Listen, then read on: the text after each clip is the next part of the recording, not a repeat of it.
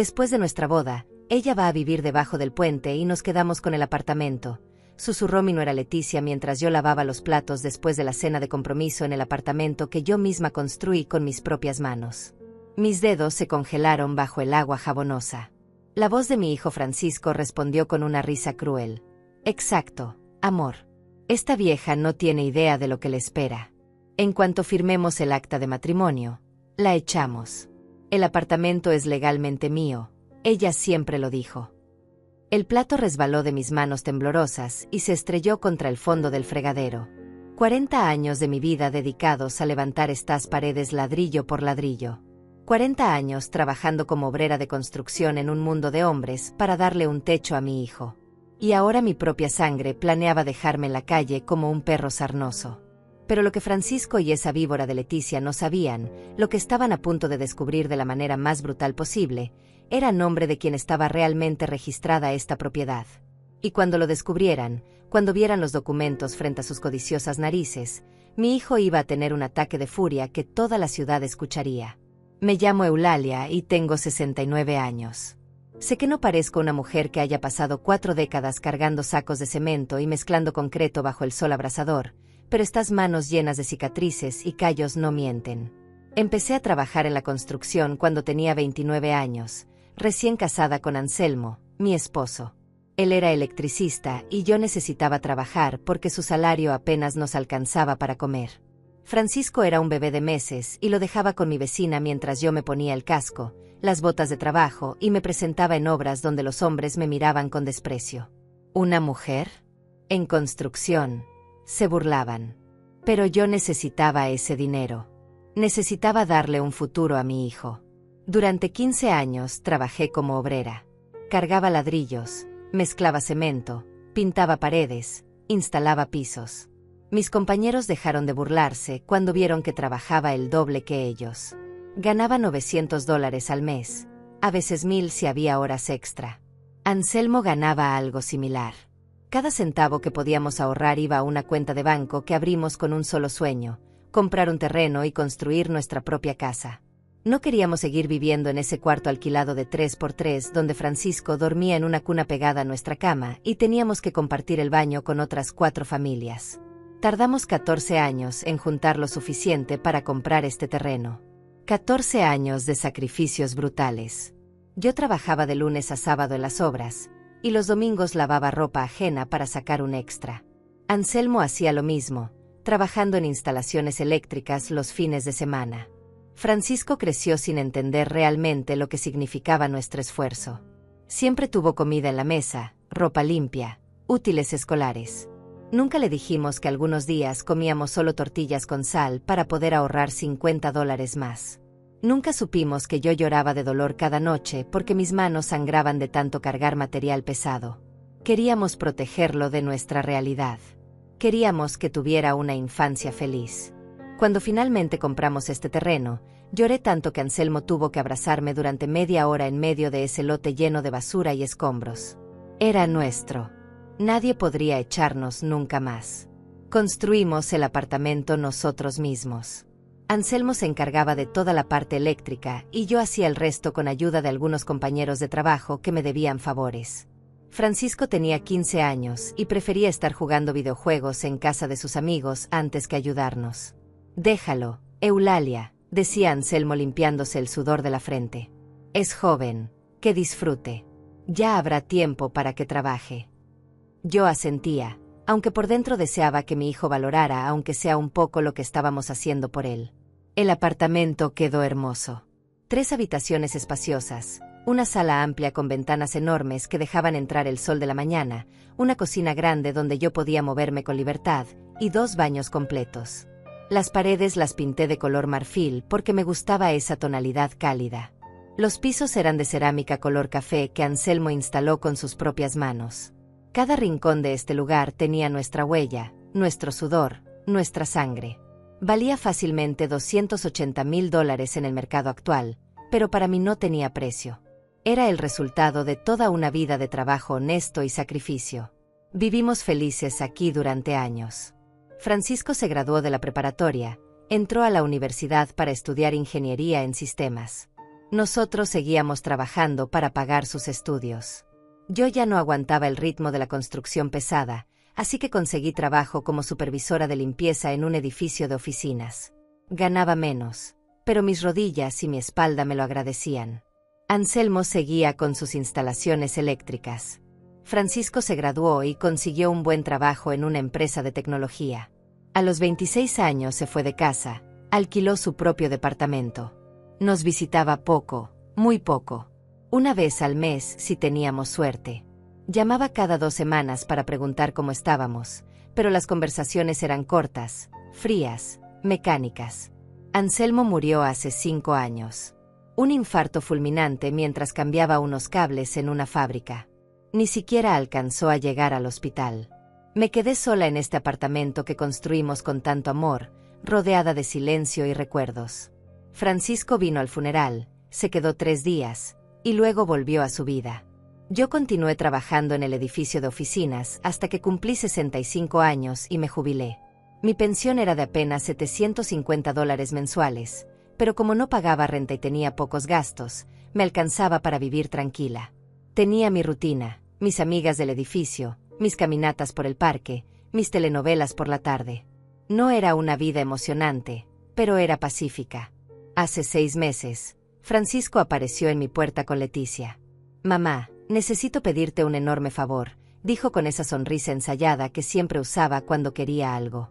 Me explicó que había perdido su trabajo en la empresa, que estaba buscando nuevas oportunidades, que no podía pagar la renta de su departamento. «¿Leticia y yo podemos quedarnos contigo un tiempo? Solo hasta que consiga otro empleo, te lo prometo. Máximo 2 o 3 meses». Mi corazón se derritió. Era mi hijo, mi único hijo. ¿Cómo iba a decirle que no? «Claro que sí, mi amor. Esta siempre será tu casa», le dije mientras abrazaba a Leticia, una mujer delgada de 32 años con ojos verdes fríos como el hielo y una sonrisa que no le llegaba a la mirada. Desde el primer día supe que había algo oscuro en ella, pero me dije que estaba siendo una suegra exagerada y prejuiciosa. Les di la habitación principal, la que había compartido con Anselmo durante tantos años, y yo me mudé a la habitación más pequeña que había sido de Francisco cuando era niño. «No te preocupes, mamá, es solo temporal», me aseguró mi hijo mientras Leticia ya estaba midiendo las paredes con los ojos, calculando qué cortinas nuevas colgaría. Yo cocinaba para ellos 3 veces al día, lavaba su ropa, limpiaba el apartamento completo. Era lo que cualquier madre haría por su hijo, ¿verdad? Pero las semanas pasaban y Francisco no parecía muy interesado en conseguir trabajo. Se la pasaba en la computadora, sí, pero más tiempo vi que navegaba en redes sociales que enviando currículums. Leticia decía ser diseñadora gráfica freelance, pero nunca la vi trabajar realmente. Se quedaba en pijama hasta el mediodía, veía series en su tablet, hablaba por teléfono con sus amigas durante horas.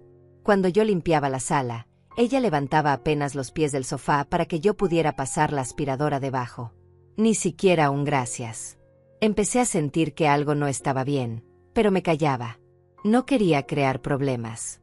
No quería que Francisco pensara que yo no quería a su novia. Al mes de estar viviendo conmigo, Francisco anunció que se iban a casar. Leticia y yo hemos decidido dar el siguiente paso. «Mamá, queremos casarnos en 3 meses». Mi corazón dio un salto de alegría.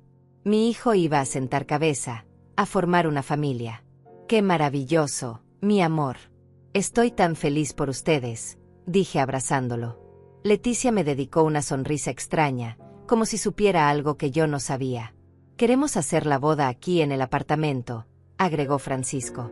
«Algo íntimo, solo familia cercana y algunos amigos. Nada ostentoso». Yo asentí emocionada. Sería un honor. Esta casa es lo suficientemente grande para una celebración bonita. Pero fue después de ese anuncio cuando todo comenzó a cambiar de verdad. Leticia empezó a comportarse como si fuera la dueña del apartamento. Un día llegué del supermercado y la encontré moviendo los muebles de la sala. «Este sofá está horrendo, Eulalia. Deberíamos tirarlo y comprar uno nuevo para la boda. ¿Qué van a pensar nuestros invitados cuando vean esta antigüedad?», dijo señalando el sofá color gris que Anselmo y yo habíamos comprado hace 10 años. No era nuevo, pero estaba en perfecto estado. «El sofá está bien, Leticia», respondí tratando de mantener la calma. No tengo dinero para comprar muebles nuevos ahora. Ella puso los ojos en blanco. Bueno, entonces Francisco y yo lo compraremos. Total, de todas formas este va a ser nuestro hogar permanente. Esa frase me cayó como un balde de agua fría. ¿Hogar permanente?, pregunté. Francisco intervino rápidamente. Lo que Leticia quiere decir es que mientras encontramos algo propio, estaremos aquí contigo, mamá. No te preocupes. Pero la sonrisa de Leticia decía otra cosa completamente diferente. Decía, este lugar ya es mío, vieja estúpida. Las semanas siguientes fueron una pesadilla silenciosa. Leticia comenzó a hacer cambios sin consultarme. Quitó las cortinas color beige de la sala y puso unas negras que hacían que el espacio se viera oscuro y deprimente. Es más moderno, dijo cuando protesté tímidamente. Cambió los cojines del sofá, movió las fotografías familiares que yo tenía en la repisa y las guardó en una caja. Estas fotos viejas hacen que el lugar se vea anticuado, comentó con desdén. Cuando reclamé, Francisco salió en su defensa. Mamá, no seas tan apegada a las cosas. Son solo fotos. Podemos ponerlas en tu habitación si tanto te importan. Mi habitación. Como si el resto de la casa ya no fuera mía. Un día escuché a Leticia hablar por teléfono con alguien, probablemente su madre. Yo estaba en la cocina preparando la comida y ella estaba en la sala, sin importarle que yo pudiera oírla. Sí, mamá, el apartamento es hermoso. Tiene como 200 metros cuadrados, bien ubicado, vale una fortuna. Está un poco anticuado porque la vieja tiene un gusto horrible, pero en cuanto sea oficialmente nuestro vamos a remodelarlo todo. Francisco dice que su mamá siempre le prometió que todo sería para él cuando ella ya no estuviera. Bueno, pues ya es hora de que cumpla esa promesa, ¿no crees?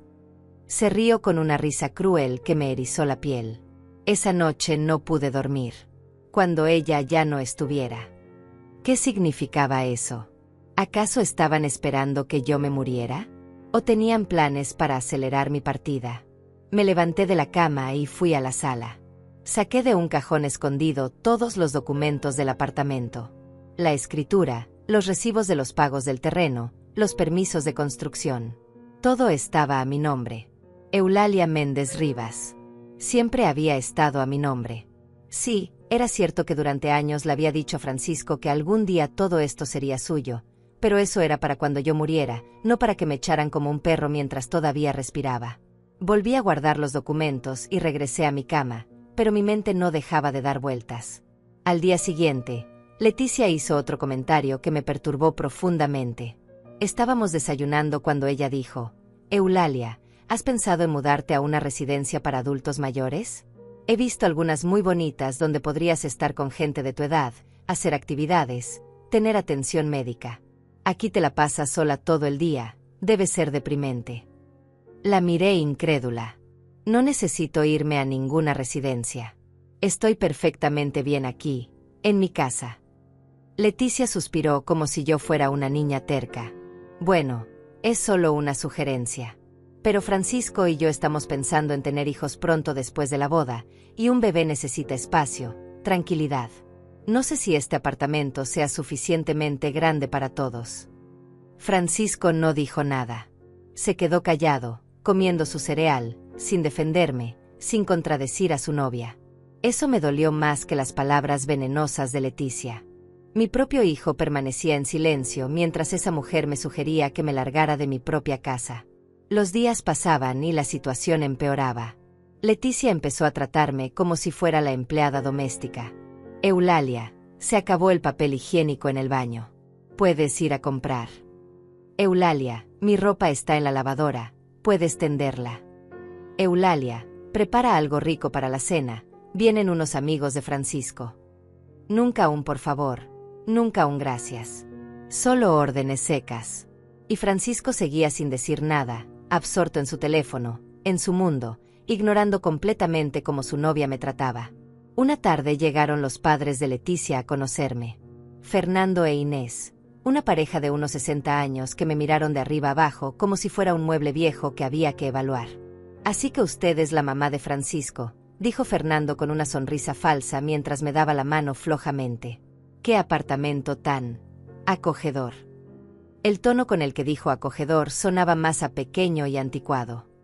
Inés recorrió la sala con la mirada crítica. Leticia nos contó que aquí harán la boda. Supongo que habrá que decorar bastante para que se vea presentable. Sentí la sangre hervirme, pero me mordí la lengua. Preparé café y serví galletas que había comprado especialmente para la ocasión.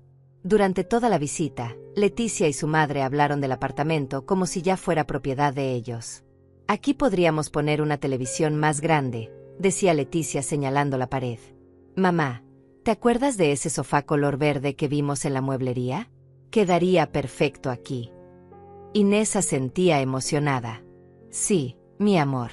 Y esas cortinas negras que pusiste son hermosas, mucho mejor que esas cortinas viejas color beige que seguramente tenía antes.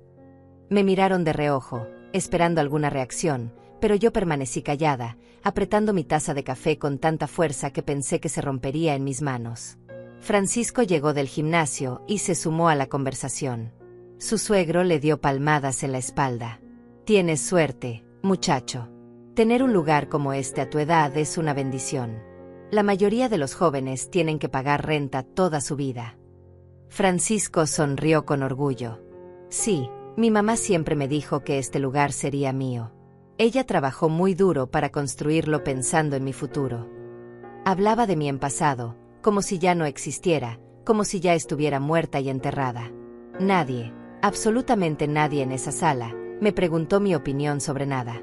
Era invisible en mi propia casa. Cuando los padres de Leticia se fueron, escuché a Inés decirle a su hija en la puerta: «Es un buen partido, mi amor.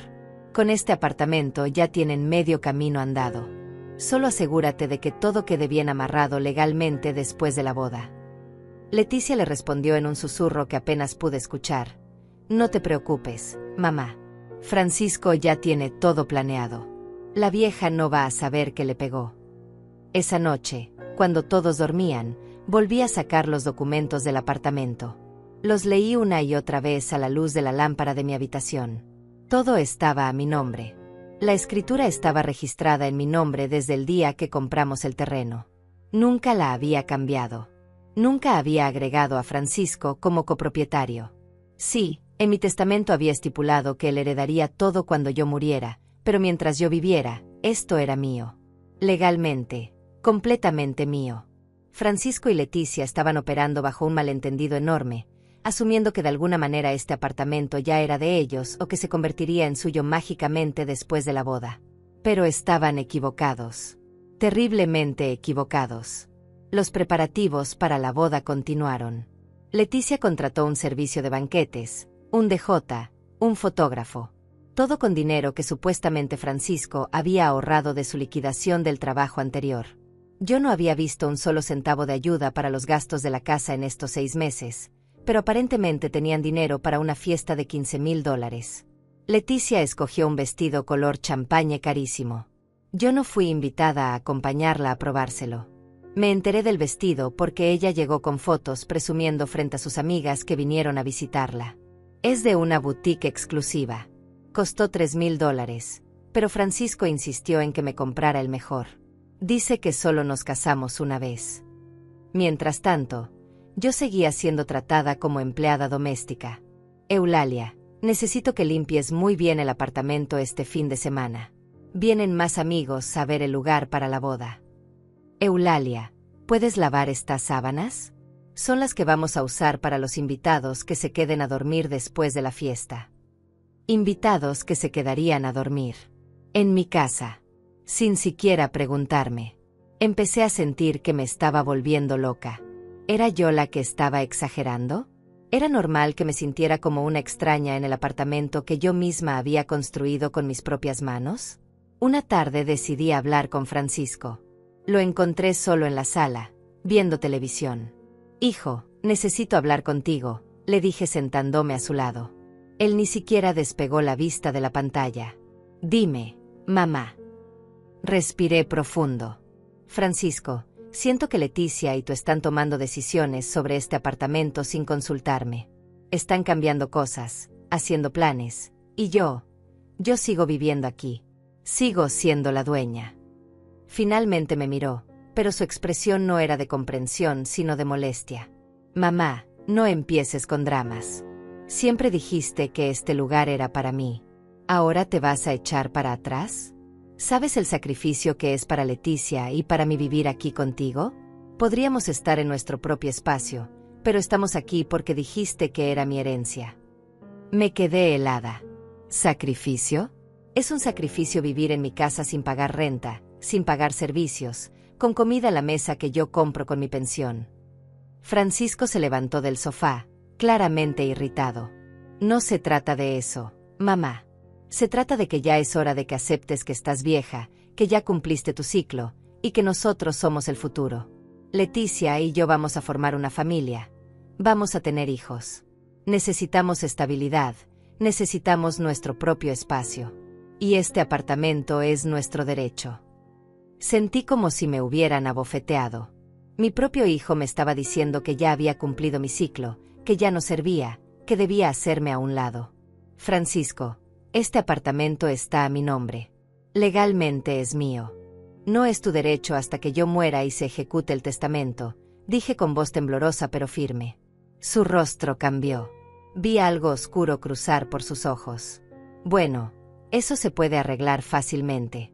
Después de la boda, vamos a ir con un abogado y vas a transferir la propiedad a mi nombre. Es lo justo, mamá. Trabajaste toda tu vida por esto, sí, pero lo hiciste por mí. Es hora de que cumplas tu promesa. No era una petición. Era una orden. Una exigencia. Antes de que pudiera responder, Leticia entró a la sala. Había escuchado toda la conversación desde el pasillo. Ay, Eulalia, no te hagas la víctima. Sabes perfectamente que este lugar le corresponde a Francisco. ¿O qué? ¿Pensabas quedarte aquí viviendo como reina mientras tu hijo se las arregla solo? Ya tienes casi 70 años. Deberías estar agradecida de que te dejemos quedarte un tiempo más hasta que encontremos una buena residencia para ti. Las palabras de Leticia me golpearon como puñetazos.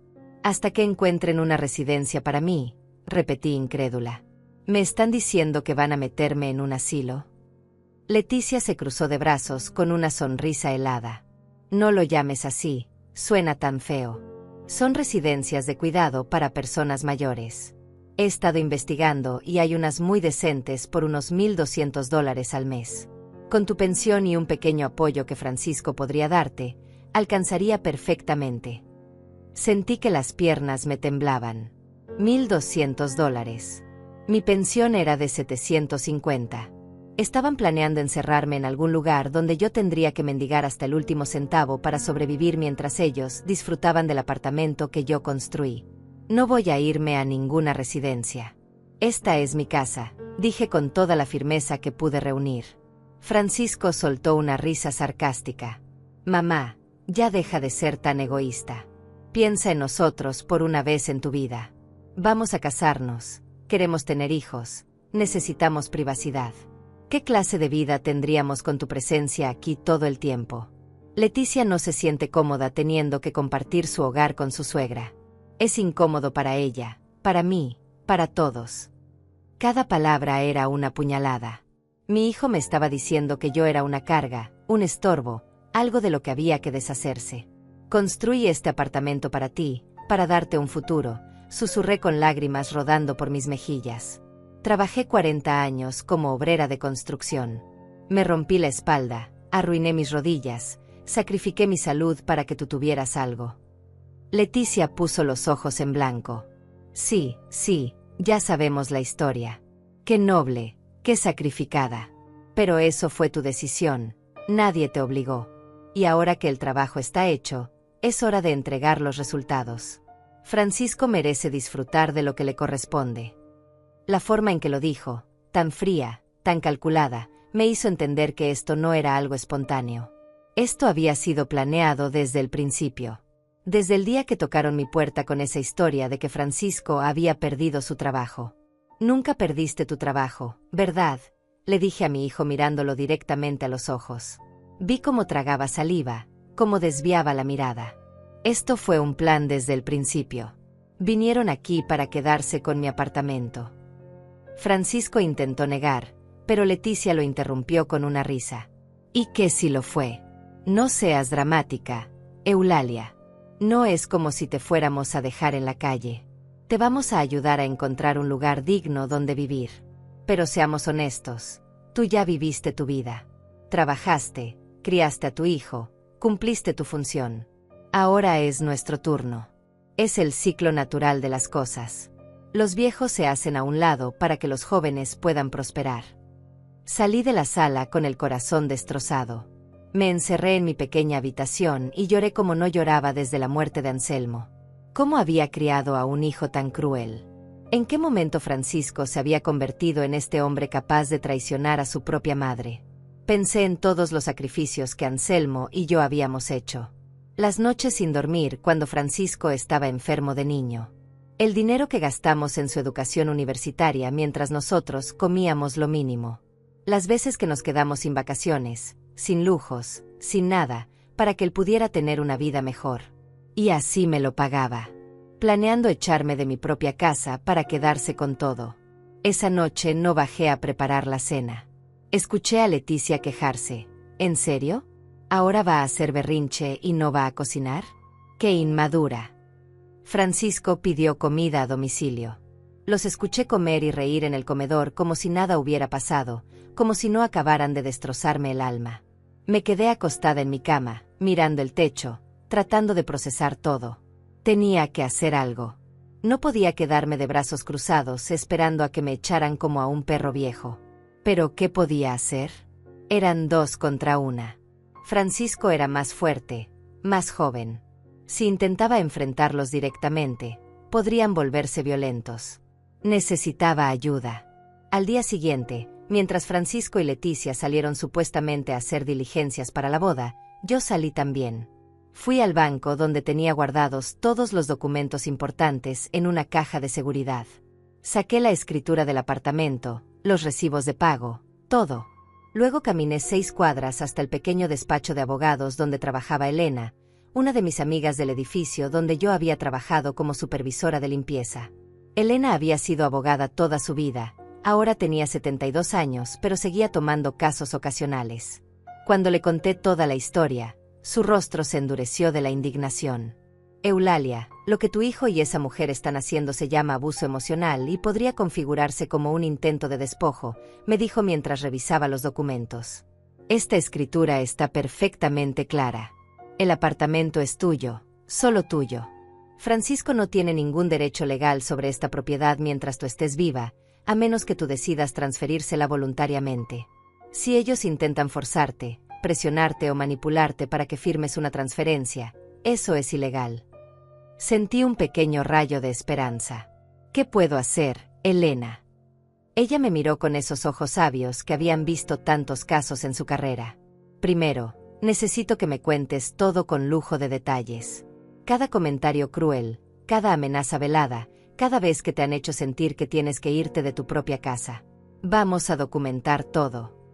Pasamos 3 horas en su oficina. Le conté absolutamente todo, desde el día que llegaron hasta la conversación de ayer. Elena tomaba notas meticulosamente. Segundo, continuó cuando terminé mi relato, necesitas evidencia. ¿Tienes forma de grabar conversaciones? Asentí. Tengo un celular con grabadora. Elena sonrió. Perfecto. Cada vez que ellos hablen del apartamento, de echarte, de que tienes que irte a una residencia, graba todo. No les digas que los estás grabando, obviamente. También quiero que escribas un diario detallado de cada incidente, con fechas y horas exactas. Eso nos servirá como evidencia adicional. ¿Y después qué? ¿Los demando? Pregunté sin estar segura de querer llevar a mi propio hijo a juicio. Elena negó con la cabeza. No necesariamente. Primero recopilamos evidencia sólida. Luego, dependiendo de cómo se comporten ellos, decidimos la estrategia. Si intentan forzarte a firmar algo, si se vuelven más agresivos, entonces sí, podríamos proceder legalmente. También puedo prepararte un documento de protección patrimonial que dejarás en mi oficina, donde quedará registrado que tú no deseas transferir tu propiedad a nadie y que cualquier documento firmado bajo presión es nulo. Sentí que por primera vez en semanas podía respirar un poco. Tenía una aliada. Tenía un plan. Regresé a casa antes que ellos. Cuando llegaron, Yo estaba en la cocina preparando la cena como si nada hubiera pasado. Leticia me miró sorprendida. Ah, decidiste salir de tu encierro. ¡Qué bueno! Francisco y yo estuvimos hablando y creemos que todos nos precipitamos ayer. Nadie te va a echar, Eulalia. Sigues siendo bienvenida en esta casa. La forma en que dijo esta casa en lugar de tu casa no pasó desapercibida, pero yo solo asentí mansamente. Gracias, Leticia. Yo también me precipité. Tienen razón, ustedes necesitan su espacio. Después de la boda hablaremos con calma sobre el futuro. Vi cómo intercambiaban miradas de satisfacción. Pensaban que me habían quebrado, que me había rendido. Qué equivocados estaban. Los siguientes días me convertí en la nuera perfecta que ellos querían. Cocinaba, limpiaba, asentía a todas sus sugerencias sobre la boda, sonreía cuando me ordenaban hacer algo. Pero en secreto, llevaba mi celular en el bolsillo del delantal con la grabadora activada cada vez que ellos empezaban a hablar. Y hablaban mucho. Especialmente cuando creían que yo no estaba prestando atención o cuando pensaban que estaba en mi habitación. Una tarde, mientras yo supuestamente dormía la siesta, se quedaron en la sala planeando con todo detalle mi expulsión. Entonces, 3 días después de la boda vamos con el abogado que te recomendó mi papá, decía Leticia con voz emocionada. Le decimos a tu mamá que es solo un trámite para actualizar el testamento, para que todo quede en orden ahora que estás casado. Una vez ahí, el abogado le explica que lo más conveniente es transferir la propiedad a tu nombre inmediatamente para evitar impuestos de herencia futuros. Si se niega, el abogado la presiona diciéndole que si no lo hace ahora, cuando se muera tú vas a tener que pagar como $50,000 en impuestos. Francisco se rió. Mi mamá no sabe nada de leyes. Se va a asustar y va a firmar lo que sea. Es ignorante en esas cosas. Ignorante. Mi propio hijo me llamaba ignorante. Yo, que había trabajado desde los 15 años, que había criado a un hijo sola durante los días que Anselmo trabajaba fuera de la ciudad, que había administrado cada centavo de nuestro dinero para poder comprar este lugar. Apreté el celular en mi mano y seguí escuchando desde mi habitación, con la puerta apenas entreabierta. ¿Y si se pone terca y no quiere firmar?, preguntó Leticia. Francisco suspiró. Entonces vamos al plan B. Le decimos que si no transfiere la propiedad, Leticia y yo nos vamos y la dejamos sola. Que no vamos a quedarnos viviendo en una casa que no es nuestra. Mi mamá le tiene pánico a la soledad desde que murió mi papá. No va a aguantar ni una semana sola. Va a terminar rogándonos que volvamos, y ahí le ponemos nuestras condiciones. O firma la transferencia, o nos vamos para siempre y ella se queda completamente sola en su vejez. El plan era diabólico. Conocían mi punto débil.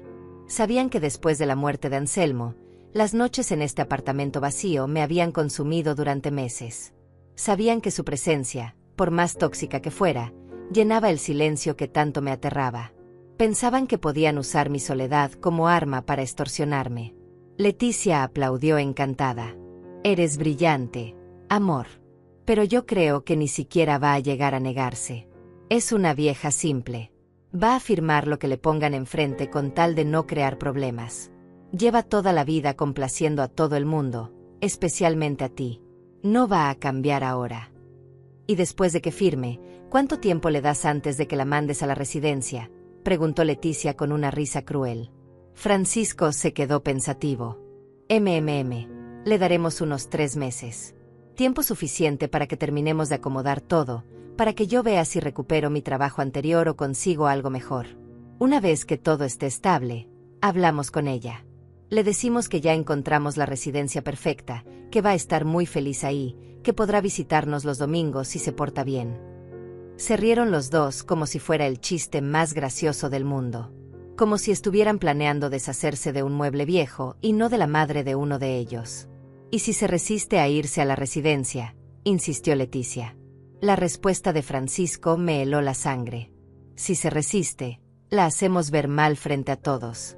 Le decimos a la familia, a sus amigas, que está teniendo problemas de memoria, que ya no puede cuidarse sola, que es peligroso dejarla vivir independiente. Inventamos un par de incidentes, que dejó la estufa prendida, que se perdió en la calle, que olvidó tomarse sus medicamentos. Con eso, podemos justificar meterla en una residencia incluso contra su voluntad. Tengo un amigo que es psicólogo, nos puede hacer un favor con un reporte diciendo que tiene principios de demencia senil. Sentí que me faltaba el aire.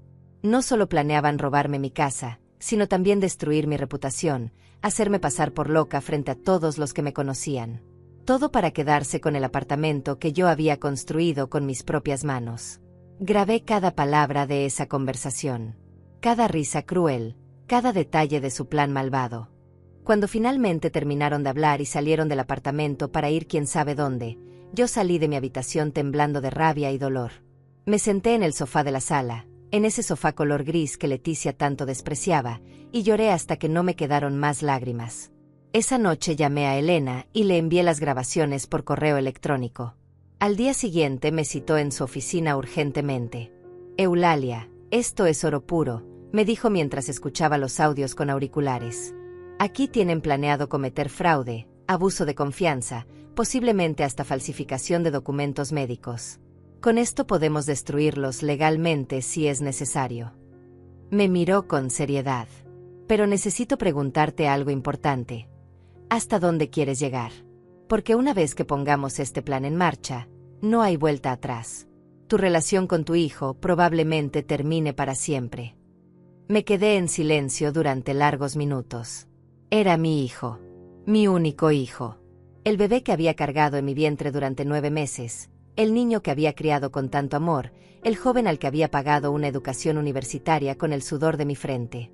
¿Estaba dispuesta a perderlo para siempre? Pero entonces recordé sus palabras. Es una vieja simple. Ya cumplió su función. La hacemos ver mal frente a todos. Recordé cómo había planeado encerrarme en una residencia mientras él disfrutaba de mi apartamento. Recordé que nunca, ni una sola vez en todos estos meses, me había defendido de los ataques de Leticia. Recordé que me había llamado ignorante, que había dicho que yo le tenía pánico a la soledad y que iban a usar eso para manipularme. Quiero llegar hasta donde sea necesario, le dije a Elena con voz firme. Quiero que paguen por lo que me están haciendo. Quiero recuperar mi paz y mi casa. Elena asintió con aprobación. Entonces esto es lo que vamos a hacer. Vas a seguir comportándote sumisa y obediente. Vas a dejar que planeen su boda, que se sientan seguros. El día de la boda, cuando todos los invitados estén ahí, cuando Leticia y Francisco se sientan victoriosos y celebrando en tu apartamento, vamos a revelar todo. Yo estaré presente como tu representante legal. Traeremos las grabaciones, los documentos, todo. Los vamos a exponer frente a su familia, sus amigos, todos los que ellos invitaron a celebrar. Y luego les entregaremos una notificación de desalojo. Van a tener 30 días para abandonar tu propiedad. Si se niegan, procedemos con una demanda que los va a dejar en la ruina. El plan era perfecto. Brutal, pero perfecto. ¿Y la notificación de desalojo es legal?, pregunté. Elena sonrió. Completamente legal. Ellos son ocupantes sin contrato de arrendamiento en una propiedad que no les pertenece. Tú, como dueña legal, tienes todo el derecho de pedirles que se vayan. El hecho de que sean familia no cambia la ley. De hecho, tengo aquí el documento ya redactado. Solo necesito que lo firmes y lo haré oficial ante un notario. Lo guardaremos hasta el día de la boda. Firmé ese documento con mano temblorosa pero determinada. Por primera vez en meses, sentí que recuperaba mi poder. Los días previos a la boda fueron una tortura. Tenía que sonreír mientras Leticia daba órdenes para decorar mi apartamento. Tenía que asentir cuando Francisco revisaba la lista de invitados que incluía a 40 personas que llenarían mi sala. Tenía que escuchar cómo planeaban el menú, la música, el brindis, todo en mi casa sin siquiera consultarme. Pero cada vez que sentía que iba a explotar, recordaba el plan. Recordaba que muy pronto, todos esos invitados serían testigos de la verdad. La semana antes de la boda, Leticia y Francisco intensificaron su comportamiento abusivo. Ya ni siquiera se molestaban en disimular. Una mañana, mientras yo trapeaba el piso de la sala, Leticia pasó caminando sobre el área recién limpiada con sus zapatos sucios del gimnasio. «Ups, perdón», dijo sin una pizca de arrepentimiento en su voz. «Supongo que tendrás que trapear de nuevo». Se rió y siguió caminando hacia la habitación. Francisco estaba sentado en el sofá viendo todo y no dijo absolutamente nada. Ni siquiera levantó la vista de su teléfono. Esa misma tarde llegaron los muebles nuevos que habían comprado sin consultarme. Un sofá enorme color verde oscuro que costó, según escuché a Leticia presumirle a su madre por teléfono, $4.500. 2 obreros lo subieron y sacaron mi sofá gris al pasillo del edificio. ¿Qué hacen con mi sofá?, pregunté alarmada. Leticia me miró como si fuera estúpida. Lo estamos tirando, obviamente. Ya no lo necesitamos. Este nuevo es mucho mejor y va perfecto con la decoración que planeamos.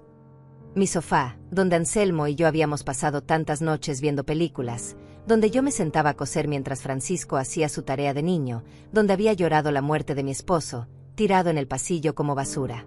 No pueden tirar mis cosas sin mi permiso, dije con voz temblorosa. Francisco se levantó del nuevo sofá con expresión molesta. Mamá, ya basta de drama. Es solo un sofá viejo. Además, después de la boda esto va a ser oficialmente nuestro, así que mejor ve acostumbrándote a que vamos a hacer cambios. Muchos cambios. La amenaza era clara. Querían que supiera que mis días en este apartamento estaban contados. Tuve que morderme la lengua para no gritarles que este lugar era mío y que ellos no tenían ningún derecho. Pero recordé el plan. Tenía que esperar hasta el día de la boda. Solo unos días más. Bajé al pasillo y llamé al conserje del edificio, Juan, un señor mayor que me conocía desde que construimos el apartamento. Don Juan, ¿puede guardarme ese sofá en la bodega del sótano, por favor? No lo tiren. Tiene mucho valor sentimental para mí. Juan me miró con compasión. Había visto a Francisco y Leticia entrar y salir durante meses. Había escuchado probablemente algunos comentarios. Claro, doña Eulalia. Yo se lo guardo. No se preocupe. Al menos pude salvar mi sofá de terminar en la basura. 2 días antes de la boda tuvimos la cena de ensayo. Vinieron los padres de Leticia, algunos tíos de ella, y 2 primos de Francisco que hacía años no veía. Yo preparé toda la comida, pollo en mole, arroz rojo, frijoles refritos, tortillas hechas a mano, ensalada. Pasé todo el día en la cocina. Cuando todos estaban sentados en el comedor, yo serví los platos. Leticia ni siquiera me dio las gracias.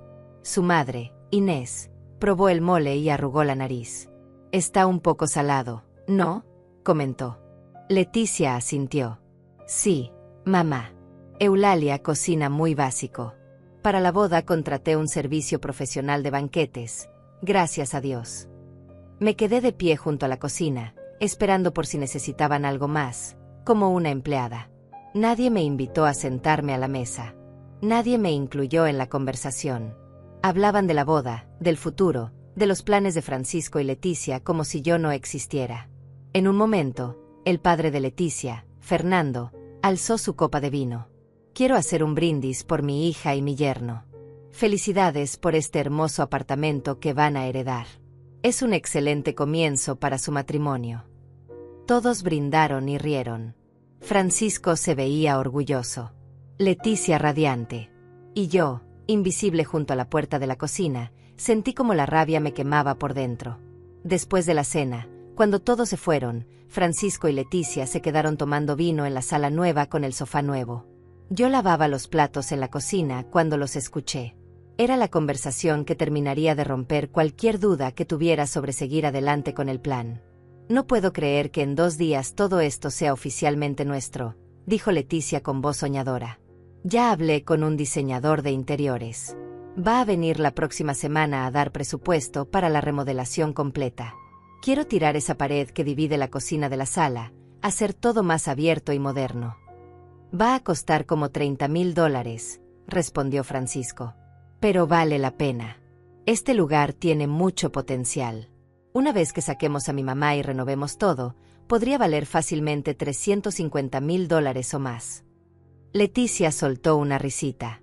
¿Ya pensaste dónde la vas a meter? Hubo un silencio. Luego Francisco habló con una frialdad que me atravesó el corazón. Encontré una residencia en las afueras de la ciudad. Cuesta $900 al mes, dentro de su presupuesto. Está un poco retirada, como a 2 horas de aquí, pero es lo que hay. Así no va a estar viniendo a molestarnos cada semana. Perfecto, dijo Leticia. Y ya tienes listo el cuento de los impuestos de herencia para convencerla de firmar la transferencia. Francisco se rió. Sí, mi amigo abogado, Aurelio, ya tiene todo preparado. El lunes después de la boda vamos los tres a su oficina. Le va a meter tanto miedo con lo de los impuestos que va a firmar sin hacer preguntas. Confía ciegamente en cualquier figura de autoridad. Es patético realmente. Leticia suspiró satisfecha. Tu mamá es tan ingenua. Trabajó como burro toda su vida para construir este lugar y ni siquiera va a disfrutarlo. ¡Qué desperdicio! Pero bueno, su pérdida es nuestra ganancia. Después de nuestra boda, ella va a vivir debajo del puente y nos quedamos con el apartamento, dijo Leticia entre risas, repitiendo exactamente la frase que yo había escuchado aquella noche hace semanas mientras lavaba los platos. Bueno, no literalmente debajo del puente, corrigió Francisco. Pero en esa residencia de mala muerte en las afueras, bien podría ser lo mismo. Lo importante es que estará lejos, muy lejos de nosotros. Brindaron con sus copas de vino, ajenos a que yo estaba grabando cada palabra con mi celular escondido en el bolsillo del delantal. Cuando subí a mi habitación esa noche, le envié las grabaciones nuevas a Elena. Me respondió a los 10 minutos. Eulalia, con esto los hundimos. Mañana voy a pasar por tu apartamento a las 9 de la mañana cuando ellos no estén. Necesitamos repasar el plan para el día de la boda. Tiene que salir perfecto. No pude dormir esa noche. Daba vueltas en la cama pensando en todo lo que estaba por suceder. Sentía miedo, rabia, tristeza, pero sobre todo, sentía una determinación que no había sentido en años. Iban a pagar. Los dos iban a pagar por cada humillación, cada insulto, cada plan malvado que habían tejido contra mí. A la mañana siguiente, Francisco y Leticia salieron temprano a recoger las flores para la boda y a hacer los últimos preparativos. En cuanto se fueron, llegó Elena con un maletín lleno de documentos. Nos sentamos en el comedor y repasamos todo paso por paso. Mañana es la boda. La ceremonia es a las 4 de la tarde aquí en la sala, ¿correcto? Asentí. Perfecto. Yo voy a llegar a las 6 de la tarde, cuando ya estén todos los invitados, cuando ya hayan hecho la ceremonia y estén en plena celebración. Voy a tocar la puerta y tú me vas a dejar entrar. Me presentaré como tu abogada. Ahí, frente a todos, vamos a exponer todo, las grabaciones, los planes, las mentiras. Y luego les entregaremos esto. Elena sacó un sobremanila grueso. Notificación oficial de desalojo. Tienen 30 días calendario para desocupar el inmueble. Si no lo hacen voluntariamente, procederemos con un juicio de desalojo express que, con todas las pruebas que tenemos, ganaremos en menos de 2 semanas. También incluí una orden de restricción temporal que les prohíbe vender, dañar o modificar cualquier parte de tu propiedad bajo pena de cárcel. Tomé el sobre con manos temblorosas. Esto era real. Estaba realmente a punto de hacer esto. ¿Estás segura, Eulalia?, me preguntó Elena tomando mi mano. Una vez que abramos esta caja de Pandora, no hay vuelta atrás. Tu hijo te va a odiar. Su familia te va a ver como la villana. Va a ser doloroso. La miré a los ojos. Elena, mi hijo ya me odia. Solo que lo disimula porque todavía necesita algo de mí. En cuanto consiga lo que quiere, me va a tirar como basura. Ya lo decidió. Ya lo planeó. Yo solo me estoy defendiendo. Elena asintió con una sonrisa triste. Entonces mañana a las 6 en punto. Prepárate porque va a ser una guerra. El día de la boda amaneció soleado y hermoso. Irónico, considerando la tormenta que estaba por desatarse. Me levanté a las 6 de la mañana y me di un largo baño. Me miré en el espejo y vi a una mujer de 69 años con arrugas profundas, manos deformadas por años de trabajo pesado, pero con ojos que brillaban con una determinación férrea. Hoy recupero mi vida, me dije a mí misma. Hoy recupero mi casa. Me vestí con un traje color lavanda que había comprado especialmente para la ocasión. Quería verme digna, elegante, fuerte. Me maquillé ligeramente y me peiné con cuidado. Si iba a enfrentarlos, lo haría viéndome como la dueña de casa que era. Bajé a la cocina y preparé café. Francisco ya estaba despierto, nervioso, caminando de un lado a otro. Buenos días, hijo, le dije con voz tranquila. Él apenas me miró. Buenos días, mamá. Ya está todo listo para hoy. Asentí. Todo está perfectamente listo. Va a ser un día inolvidable. No tenía idea de cuán ciertas eran mis palabras. Leticia salió de la habitación una hora después, con rulos en el cabello y una mascarilla verde en la cara. Eulalia, necesito que vayas a comprar hielo. Calculo que van a venir como 40 personas y el hielo que tenemos no va a alcanzar. No dijo por favor. No dijo gracias. Solo una orden. Claro. Leticia. Voy ahora mismo, respondí dócilmente. Salí del apartamento y fui a la tienda, pero no solo por hielo. También pasé por la oficina de Elena a recoger una copia extra de todos los documentos que necesitaríamos. ¿Lista para hoy?, me preguntó con una sonrisa de complicidad. Más lista que nunca, respondí. De regreso al apartamento, cargando las bolsas de hielo, me crucé con don Juan en el lobby. Doña Eulalia, ¿hoy es la boda de su hijo?, preguntó. Sí, don Juan. Él negó con la cabeza. He visto cómo la tratan esa pareja. No es justo. Usted se merece respeto. Sus palabras me dieron fuerzas. Al menos alguien veía la verdad. Cuando regresé, el apartamento era un caos. Habían llegado los del servicio de banquetes y estaban acomodando mesas plegables en la sala. El DJ estaba instalando sus equipos en una esquina. Un florista decoraba con arreglos blancos y dorados. Mi apartamento, mi hogar, se había convertido en un salón de eventos y nadie me había pedido permiso. Leticia estaba gritándole al florista. Le dije que quería rosas blancas, no marfil. Marfil se ve viejo y feo. Cámbielas ahora. El pobre hombre trataba de explicarle que las rosas blancas puras eran más caras y no estaban en el presupuesto original, pero ella no escuchaba. Me fui a mi habitación para alejarme del caos. Desde ahí podía escuchar todo: Leticia gritando órdenes, Francisco intentando calmarla, la música del DJ probando el equipo, el ruido de platos y cubiertos siendo acomodados. A las 2 de la tarde, Leticia tocó la puerta de mi habitación. Eulalia, necesito que te alistes rápido y luego te vayas a tu cuarto. No quiero que estés dando vueltas por ahí mientras yo me arreglo. Me pone nerviosa. La miré incrédula. ¿Quieres que me encierre en mi habitación en mi propia casa? Ella suspiró con exasperación. No seas dramática. Solo mientras me arreglo y llegan los primeros invitados. Después puedes salir, obviamente. Pero no quiero que andes por ahí con esa cara amargada arruinando mi día especial. Me tragué la rabia y asentí. Como digas, Leticia. Ella sonrió satisfecha y se fue. Me quedé en mi habitación escuchando cómo llegaban los invitados. Escuchaba las voces, las risas, la música. A las 4 en punto comenzó la ceremonia.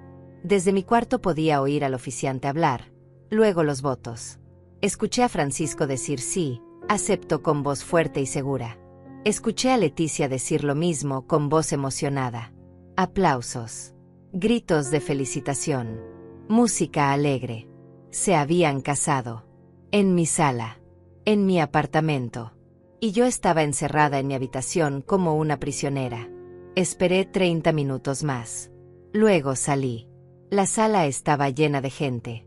Reconocí a algunos, los padres de Leticia, sus tíos, los primos de Francisco. Otros eran desconocidos para mí. Todos bebían champán, comían canapés, reían, bailaban. Nadie parecía notar mi presencia. Me acerqué a Francisco, que estaba con un grupo de amigos. «Felicidades, hijo», le dije tocando su brazo. Él me miró como si acabara de recordar que yo existía. «Ah, gracias, mamá. Oye, ¿puedes ir a la cocina a ver si necesitan ayuda con la comida? El personal del catering está un poco desbordado». Me estaba mandando a la cocina. En mi propia casa. En la boda de mi propio hijo. Me estaba tratando como empleada doméstica frente a todos sus invitados. «Claro, hijo», dije con una sonrisa forzada. Fui a la cocina donde efectivamente había 3 personas del catering trabajando. Me uní a ellos sin que me lo pidieran, ayudando a servir platos, a llevar bandejas a la sala. Nadie de los invitados sabía quién era yo. Algunos me pedían más bebidas pensando que era parte del personal. Leticia me vio sirviendo y me lanzó una sonrisa de satisfacción. Así era como ella quería verme, sirviendo, invisible, insignificante. Pero lo que no sabía era que en exactamente 30 minutos, su mundo perfecto iba a colapsar. A las 6 en punto sonó el timbre. Yo estaba en la cocina. Escuché a Francisco abrir la puerta. Sí. ¿En qué puedo ayudarla? La voz de Elena respondió clara y fuerte. Buenas tardes. Soy la licenciada Elena Fuentes, abogada representante de la señora Eulalia Méndez Rivas, propietaria legal de este inmueble. Necesito hablar con ella y con ustedes inmediatamente. Hubo un silencio confundido. Salí de la cocina y vi a Elena parada en la entrada con su maletín de cuero negro y un traje sastre impecable. Se veía imponente, profesional, seria. Elena, pasa por favor, dije con voz firme. Todos los invitados habían dejado de hablar y nos miraban con curiosidad. Francisco me miró desconcertado. Mamá, ¿qué es esto? ¿Por qué trajiste a una abogada a mi boda? Leticia se acercó con expresión de pánico apenas disimulado. ¿Qué está pasando aquí? Elena caminó hasta el centro de la sala y abrió su maletín. Lo que está pasando es que la señora Eulalia me contrató para proteger sus derechos sobre esta propiedad. Derechos que ustedes dos han estado planeando violar mediante fraude, manipulación y abuso emocional. El silencio en la sala era sepulcral. Todos los invitados nos miraban boquiabiertos. La música había dejado de sonar. Francisco dio un paso adelante. ¿De qué diablos estás hablando? Mamá, ¿qué significa esto? Me paré junto a Elena, sintiendo su fuerza dándome valor. Significa, Francisco, que sé todo. Sé que nunca perdiste tu trabajo. Sé que vinieron aquí con el plan de quedarse con mi apartamento.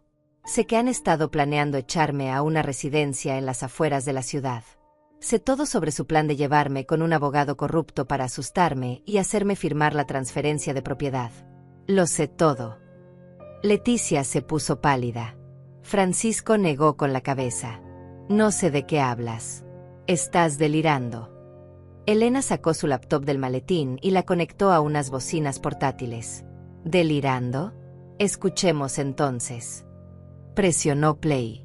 La voz de Leticia llenó la sala. Después de nuestra boda, ella va a vivir debajo del puente y nos quedamos con el apartamento. La voz de Francisco. Exacto, amor. Esta vieja no tiene idea de lo que le espera. Los jadeos de sorpresa de los invitados fueron audibles. Elena dejó que corrieran varios fragmentos de las grabaciones. Cada comentario cruel, cada plan malvado, cada insulto que habían dicho sobre mí en las últimas semanas.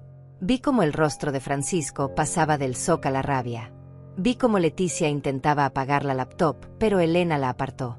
No se atreva a tocar la evidencia, señora. Los padres de Leticia se veían horrorizados. Los primos de Francisco no sabían dónde meterse. Cuando terminaron las grabaciones, Elena habló de nuevo. Como pueden escuchar, estas dos personas planearon defraudar a la señora Eulalia de su propiedad mediante engaños. Afortunadamente, ella tuvo la inteligencia de buscar ayuda legal a tiempo. Sacó un documento del maletín. Este es el título de propiedad de este apartamento. Como pueden ver, está registrado a nombre de Eulalia Méndez Rivas. Únicamente a su nombre. Francisco no tiene ningún derecho legal sobre esta propiedad. Francisco me miró con ojos inyectados de furia. Me grabaste. Me espiaste en mi propia casa. Su voz retumbó en toda la sala. Di un paso al frente, sintiendo como décadas de sumisión se desprendían de mis hombros. No es tu casa, Francisco. Nunca lo fue. Es mi casa. La casa que yo construí con mis propias manos. La casa por la que tu padre y yo trabajamos como esclavos durante 40 años. Y tú llegaste aquí hace 6 meses con mentiras, con planes para robarme lo único que tengo, para encerrarme en un asilo y olvidarte de mí como si fuera basura. Mi voz temblaba de emoción, pero no de debilidad. Era ira pura, dolor puro, verdad pura. Leticia intentó intervenir con su tono manipulador habitual. Eulalia, esto es un malentendido terrible. Nosotros nunca planeamos hacerte daño. Solo estábamos hablando, son conversaciones privadas sacadas de contexto. Elena soltó una risa seca. ¿Sacadas de contexto? Señora, ustedes planearon defraudarla, difamarla como incapaz mental, encerrarla contra su voluntad en una residencia a 2 horas de aquí para que no pudiera molestarlos. ¿Qué contexto hace que eso sea aceptable? Los murmullos entre los invitados crecieron. Escuché a alguien decir qué horror y a otra persona decir no puedo creer que hicieran eso a su propia madre. Fernando, el padre de Leticia, se acercó con expresión furiosa. Leticia, ¿qué demonios es todo esto? ¿Me estás diciendo que planearon robarle su casa a esta señora? Leticia intentó tomar la mano de su padre, pero él la apartó. Papá, no es lo que parece. Ella siempre dijo que todo sería para Francisco. Nosotros solo estábamos reclamando lo que nos corresponde. Inés, su madre, tenía lágrimas en los ojos. Leticia, ¿cómo pudiste? Te criamos mejor que esto. Esto es robo, es abuso. Leticia miró a su madre incrédula. Mamá, ¿tú también me vas a traicionar? Estábamos haciendo esto por nuestro futuro. Francisco dio un paso hacia mí con los puños cerrados. Por un momento pensé que iba a golpearme. Elena se interpuso inmediatamente. Le sugiero que se controle, señor. Hay 40 testigos aquí y cualquier acto de violencia será reportado a las autoridades. Francisco me señaló con el dedo tembloroso. Todo esto es tuyo por mi culpa. Trabajaste por mí. Todo lo que hiciste fue para darme un futuro. Ahora no puedes echarte para atrás. Su cara estaba roja de rabia, las venas de su cuello marcadas. Me recordó a un niño haciendo un berrinche cuando le quitan un juguete. Tienes razón, dije con voz calmada que contrastaba con sus gritos. Trabajé por ti. Me rompí la espalda, arruiné mis manos, sacrifiqué mi salud y mi juventud para darte un futuro mejor. Pero eso no te da derecho a tratarme como basura. Eso no te da derecho a planear echarme a la calle. Trabajé para darte oportunidades, Francisco, no para que me traicionaras. Las lágrimas rodaban por mis mejillas, pero mi voz permanecía firme. Te di todo, todo. Y tú planeaste dejarme debajo de un puente. Esas fueron tus palabras, ¿no? Que yo iba a terminar debajo de un puente mientras ustedes disfrutaban de mi apartamento. Uno de los primos de Francisco, Aurelio, que resultó ser el abogado corrupto que iba a ayudarlos con el fraude, intentó escabullirse hacia la puerta. Elena lo detuvo con una mirada. Usted no va a ningún lado, licenciado. Su participación en este plan también está documentada. Espero que su colegio de abogados esté interesado en saber que planeaba ayudar a cometer fraude contra una adulta mayor. Aurelio palideció y se quedó congelado donde estaba. Los invitados murmuraban cada vez más alto. Algunos ya estaban grabando con sus teléfonos. La boda perfecta de Francisco y Leticia se había convertido en un espectáculo público de su vileza. Leticia cambió de táctica. Se arrodilló frente a mí con lágrimas falsas rodando por sus mejillas. Eulalia, por favor, perdóname. Me dejé llevar, dije cosas horribles que no sentía. Estaba estresada por la boda, por nuestra situación económica. Pero te quiero, te respeto. Eres como una madre para mí. Sus palabras eran dulces como miel envenenada. Me agaché para quedar a su altura y la miré directamente a los ojos. No me quieres. Nunca me has querido. Solo querías mi apartamento. Y no voy a caer en tu actuación barata. Me levanté y le di la espalda. Elena continuó con voz profesional y clara. Ahora procederemos con lo siguiente. Señores Francisco y Leticia, les entrego formalmente esta notificación de desalojo. Sacó el sobremanila y se lo puso en las manos a Francisco. Tienen 30 días calendario para desocupar completamente este inmueble. Deben llevarse todas sus pertenencias y dejar el apartamento en las mismas condiciones en que lo encontraron. Si causan algún daño a la propiedad, serán demandados por los costos de reparación más daños punitivos. Si no desocupan voluntariamente en el plazo establecido, procederemos con un juicio de desalojo que, dadas las pruebas que tenemos, ganaremos en cuestión de días. Francisco abrió el sobre con manos temblorosas y leyó el documento. Su rostro pasó del rojo de la ira al blanco de la incredulidad. No puedes echarnos. Acabamos de casarnos. ¿Dónde se supone que vamos a vivir? Su voz sonaba desesperada ahora, patética. Eso debiste pensarlo antes de planear dejarme a mí sin hogar, respondí fríamente. Ustedes tienen 30 días. Yo tuve que trabajar 40 años para tener este lugar. Creo que ustedes pueden arreglárselas con un mes de anticipación para encontrar dónde vivir. Leticia se levantó del piso con el rostro deformado por la furia. Ya no había rastro de sus lágrimas falsas. Esto es ilegal. No puedes echarnos así. Somos familia. Elena sonrió con frialdad. Es completamente legal. La señora Eulalia es la única propietaria de este inmueble y ustedes son ocupantes sin contrato de arrendamiento. La ley está completamente de su lado. Y en cuanto a lo de ser familia, ustedes mismos destruyeron ese vínculo cuando planearon abusar de ella. Leticia me señaló con odio puro en sus ojos. Vieja miserable, te arrepentirás de esto. Voy a hacer que todos sepan qué clase de madre cruel eres, echando a tu hijo recién casado a la calle. Me reí. Fue una risa amarga pero liberadora. ¿Quieres que todos sepan? Adelante. Cuéntales. Pero asegúrate de contarles también cómo planearon robarme mi casa. Cómo me llamaron vieja estúpida, vieja simple, vieja que ya cumplió su función. Cuéntales cómo planearon encerrarme en un asilo horrible a 2 horas de aquí para no tener que verme nunca más. Cuéntales todo, Leticia. Yo tengo las grabaciones para respaldar mi versión. ¿Tú qué tienes? Los invitados empezaron a retirarse. Algunos se acercaron a mí para expresar su apoyo. Una señora mayor, tía de Francisco, me abrazó. Eulalia, hiciste lo correcto. Lo que estos muchachos planeaban era una monstruosidad. Otros se fueron en silencio, claramente incómodos con todo el drama. Los padres de Leticia se acercaron a disculparse conmigo antes de irse. Señora Eulalia, le ofrecemos nuestras más sinceras disculpas. No teníamos idea de que nuestra hija fuera capaz de algo así. Tiene todo nuestro apoyo, dijo Fernando con genuino arrepentimiento. Inés lloraba desconsolada. Lo siento tanto. Criamos a un monstruo.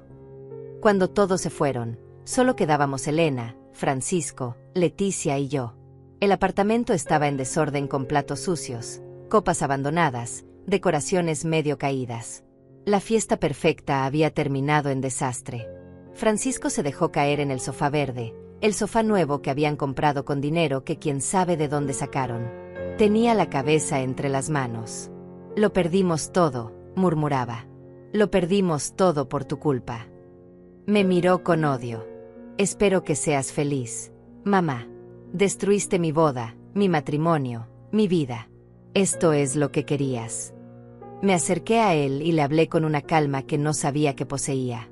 Lo que yo quería era que me amaras, que me respetaras, que valoraras todo lo que tu padre y yo hicimos por ti. Pero en lugar de eso, planeaste destruirme. Así que no, hijo, yo no destruí tu vida.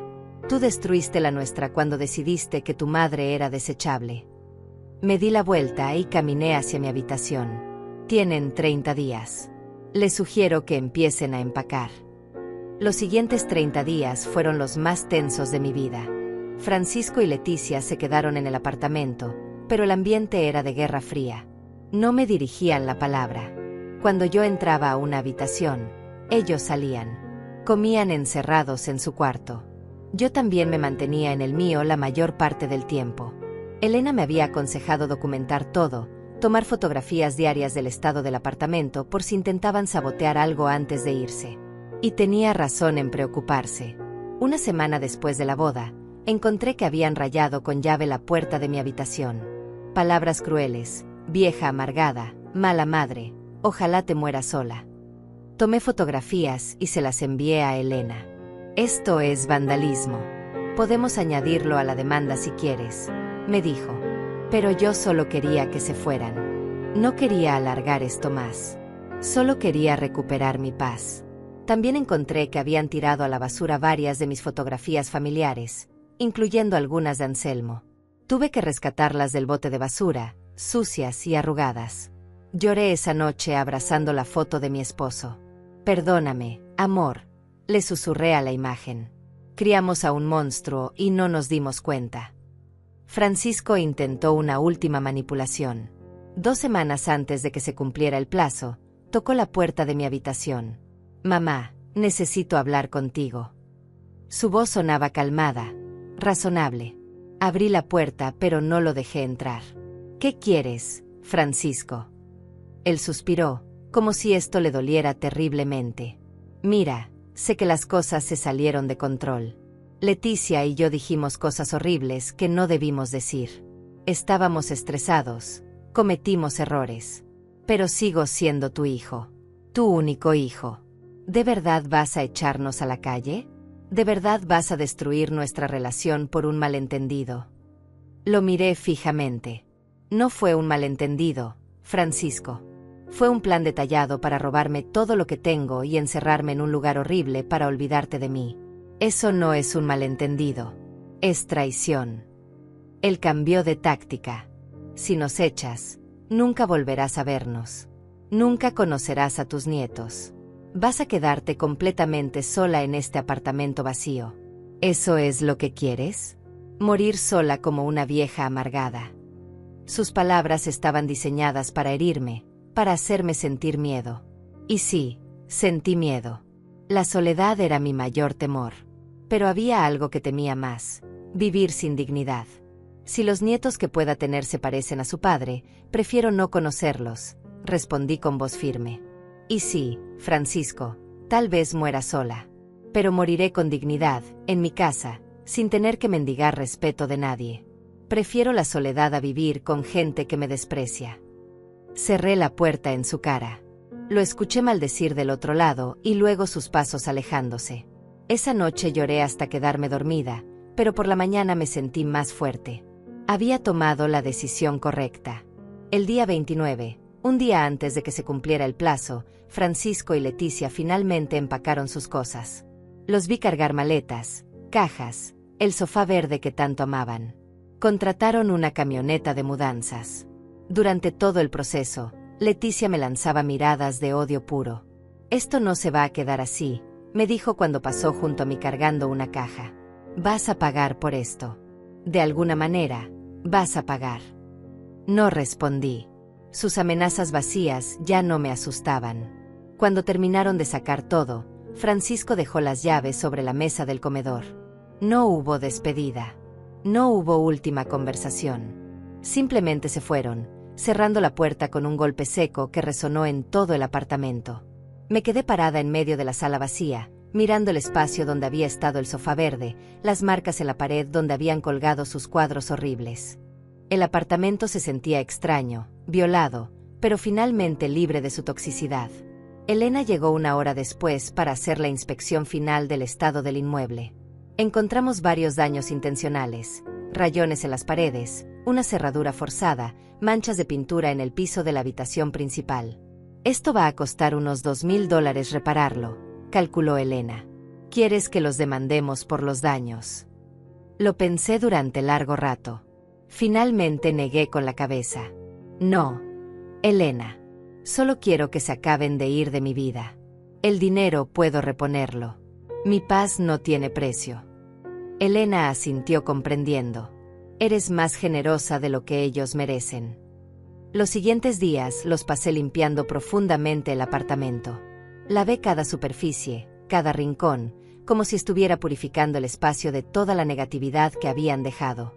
Don Juan, el conserje, me ayudó a subir mi sofá gris de vuelta desde la bodega. «Me alegra que lo haya recuperado todo, doña Eulalia», me dijo con una sonrisa genuina. «Usted se merece vivir en paz». Contraté a un pintor para arreglar las paredes dañadas, a un cerrajero para cambiar todas las chapas. No quería que Francisco tuviera forma de volver a entrar aunque quisiera. Poco a poco, el apartamento volvió a sentirse mío. Puse de vuelta mis cortinas color beige que Leticia había despreciado tanto. Colgué otra vez todas las fotografías familiares en la sala. Coloqué los cojines que mi esposo Anselmo me había regalado en nuestro aniversario sobre mi sofá recuperado. Cada objeto en su lugar, cada rincón reflejando mi esencia, no la de ellos. Una tarde, mientras tomaba café sentada en mi sala, mirando por las ventanas grandes que dejaban entrar el sol de la tarde, sentí algo que no había sentido en meses: paz. Mis amigas del antiguo trabajo vinieron a visitarme. Les conté toda la historia y me abrazaron, me apoyaron, Me dijeron que había sido muy valiente. No todas tienen el coraje de enfrentarse a sus propios hijos cuando están equivocados, me dijo Lucía, una de mis amigas más cercanas. Hiciste lo correcto, Eulalia. Tu esposo estaría orgulloso de ti. Esas palabras me hicieron llorar, pero eran lágrimas de liberación, no de tristeza. Pasaron 3 meses. No supe nada de Francisco. Ni una llamada, ni un mensaje. Era como si yo hubiera muerto para él. Al principio me dolía. Algunas noches me despertaba llorando, preguntándome si había tomado la decisión correcta, si debía haber sido más comprensiva, más tolerante. Pero entonces recordaba las grabaciones, los planes, la crueldad con la que hablaban de mí. Y sabía que no había otra opción. Ellos habían matado nuestra relación mucho antes de que yo los echara. Una tarde de sábado, mientras regaba las plantas en mi balcón, sonó el timbre. Mi corazón dio un vuelco. ¿Sería Francisco? ¿Vendría a disculparse? Abrí la puerta y me encontré con Inés, la madre de Leticia. Traía una expresión triste en el rostro. Señora Eulalia, ¿puedo pasar un momento? La dejé entrar y le preparé café. Nos sentamos en la sala y ella suspiró profundamente antes de hablar. Vine a contarle algo que creo que debe saber. Francisco y Leticia se están divorciando. Me quedé helada. ¿Qué? Inés asintió. 2 meses de casados y ya se están separando. Resulta que todo el dinero que tenían, el que usaron para la boda y para comprar esos muebles caros, era un préstamo que pidieron pensando que iban a quedarse con su apartamento y venderlo para pagar. Ahora están endeudados hasta el cuello y no pueden pagarlo. Están peleando, echándose la culpa mutuamente. Leticia dice que fue idea de Francisco. Francisco dice que fue plan de Leticia. La verdad es que fueron cómplices los dos. Sentí una extraña mezcla de emociones. Parte de mí sentía satisfacción de que su plan hubiera colapsado completamente. Parte de mí sentía tristeza de que mi hijo estuviera sufriendo, a pesar de todo. ¿Y por qué me cuenta esto?, le pregunté a Inés. Ella tomó mi mano. Porque quiero que sepa que usted hizo lo correcto. Si hubiera cedido, si les hubiera dado el apartamento, ellos lo habrían vendido en cuestión de meses para pagar sus deudas. Usted estaría en la calle y ellos seguirían sin nada porque son irresponsables y codiciosos. Usted salvó lo único que tiene.